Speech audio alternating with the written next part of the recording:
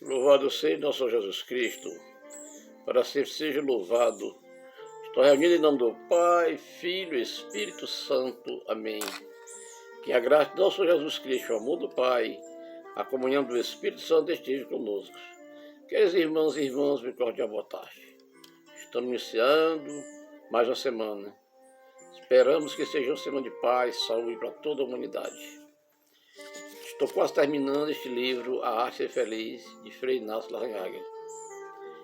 E eu vou falar sobre sofrer com Jesus.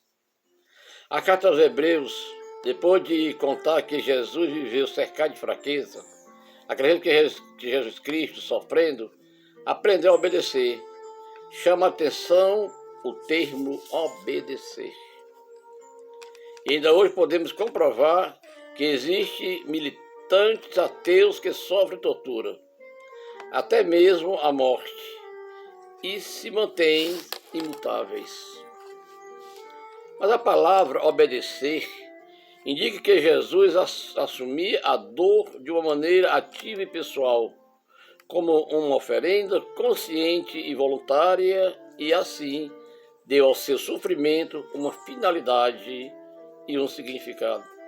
Sofrer voluntariamente não significa que Cristo se pusesse a procurar de maneira expressa o sofrimento. Quando a dor se fez presente em sua vida, não a considerou uma cega fatalidade ou falta de sorte, mas uma permissão da vontade do Pai. Assumiu em silêncio e com amor a vontade que permitia aquele sofrimento. E ao assumir essa vontade, aceitou voluntariamente também a dor permitida, que neste caso chamamos de cruz. Por ter sofrido, Jesus pôde ajudar aos que sofrem. Os atribulados e Jesus estão, pois, imunados na dor. Por isso, Jesus tem voz e autoridade para convocar todos os oprimidos pelas tribulações, para oferecer-lhes uma taça de alívio e descanso. Vinde a mim. Depois de olhar aquele que foi traspassados, os apóstolos não conseguem compreender a dor humana, a não ser por intermédio da dor de Jesus. Aquele que sofre na fé, sofre com Jesus e como Jesus. Mas que isso?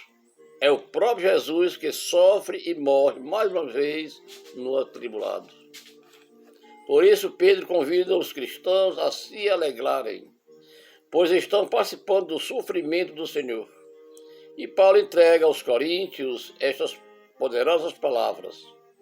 Por toda parte, levamos em nosso corpo a morte de Jesus. E na mesma carta nos deixa este formidável texto. Embora estejamos vivos, somos sempre entregues à morte por causa de Jesus. Trata-se precisamente do seguinte: aquele que sofre, contanto que sofra na fé, está sofrendo com Cristo e como Cristo, e além disso está participando da dor e da morte do Senhor. Ou seja, é Jesus que está sofrendo e morrendo de novo, emanado e transformado em uma mesma coisa com os agonizantes, inválidos e traídos. Sobre a sua ilibada conduta, caiu a calúnia como um punhado de alcatrão, deixando sua imagem desfigurada durante anos a fio. O verdadeiro desfigurado era Jesus. Os raquíticos de sempre, os que precisam atacar e destruir, dispararam sem compaixão contra o companheiro, deixando-o gravemente ferido. Mas na realidade era o próprio Jesus humilhado pelos verdugos. Quanta inveja! Não se cansaram de ofender a vizinha com suas farpas, até verem-no destruída no chão.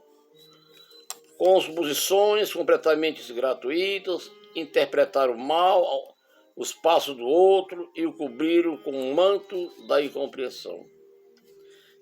Dando ouvidos às informações insidiosas de um despeitado, todos fecharam as portas da confiança ao colega de trabalho. Que caricatura tão injusta fizeram daquele irmão, identificando com um incidente de sua história. Quantas vezes na vizinhança ou no trabalho que não param de cravar seus ferrões. Ao vizinho falharam aqueles em que mais confiavam. Seus próprios parentes nunca lhe brindaram com uma franca amizade. E sempre Jesus, desprestigiado por seus inimigos, traído por seus confidentes e esquecido por seus amigos, e Jesus sofre e morre de novo. Viveram longos anos de felicidade em um casamento feliz, mas apareceu uma amante. O marido, para se justificar, inventou um conflito e a pessoa foi abandonada para sempre. É Jesus abandonado por todos, confidentes, amigos e discípulos. Aqueles que são abatidos por uma crise de depressão e melancolia participam da agonia do Getsemane. Como um castelo de ilusões, forjaram um projeto dourado do qual dependia o porvir da família. O castelo veio abaixo, obrigando-os a morder a fruta amarga do fracasso. A doença com suas 1000 faces. Uma pessoa que se levanta todas as manhãs, pesada qual saco de areia. Outra que não consegue conciliar o sono até altas horas da madrugada, como um roedor mortal. O carcinoma vai desmanchando seus ossos enquanto os amigos se afastam dela, porque sabe que está morrendo e efetivamente morre de tripla agonia, dor, solidão e tristeza. Uma enxaqueca cruel a deixa prostrada e incapaz dias inteiros. As crises de depressão, mistério de dor e desventura. Foram feitos todos os exames clínicos e não revelaram nada. No entanto, uma escura dor foi fazendo seu ninho, rebelde em suas entranhas, enquanto o medo e a incerteza toldam sua alma. É a doença com suas 1000 cabeças. É Jesus aquele que está prostrado na cama, aquele que sofre de novo dos paralíticos, deprimidos, artríticos, e que de novo morde os agonizantes que se apagam na solidão dos hospitais. Mas existe o perigo de que essas considerações venham a ser meras palavras, nada além disso. Se verdadeiramente quisermos que essas reflexões se concretizem em um consolo real e em fonte de paz, é imprescindível cumprir uma condição: ver tudo na fé, isto é, o cristão que sofre deve se unir conscientemente ao Cristo sofredor. Deve acompanhar, carregando por sua própria cruz. O Cristo que sobe o Calvário.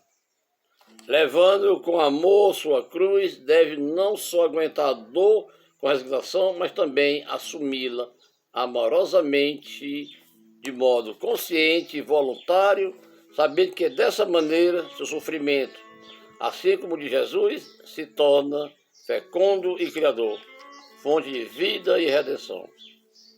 Isso reiteramos com a condição de que assumam as aprovações da vida no Espírito de Jesus, ou seja, de uma maneira pessoal, ativa e consciente. Shalom para vocês e até a próxima.